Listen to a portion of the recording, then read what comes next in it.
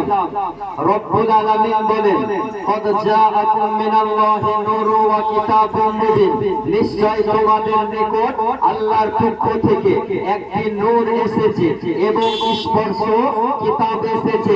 রব্বুল আলামিন যে নবী সম্পর্কে বলেন ওমা আরসালনাকা ইল্লা রাহমাতাল লিল আলামিন, হাবিব আপনাকে আমি প্রেরণ করিনি কিন্তু রহমত করে সমগ্র বিশ্ব জগতের জন্য।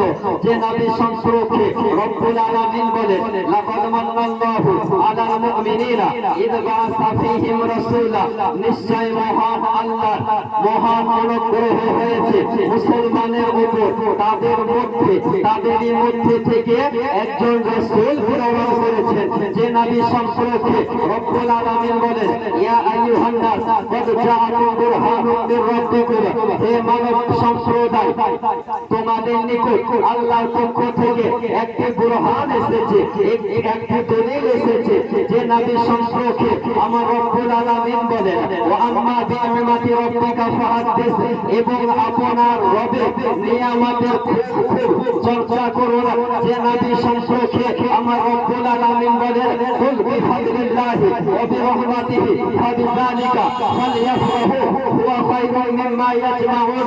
হাবিব আপনি বলুন আল্লাহর যে ফজল, আল্লাহর যে রহমত, আল্লাহর যে দয়া, আল্লাহর যে কৃপা, তাদেরকে খুশি হওয়া উচিত। সুবহানাল্লাহ হবে না? একটু জোরে তাদের খুশি হওয়া উচিত। বিরাদানে ইসলাম, একটু আপনাদের আমি গভীর মনোযোগ চাইবো। রব্বুল আলামিন কখনো বলেন হে হাবিব আপনাকে আমি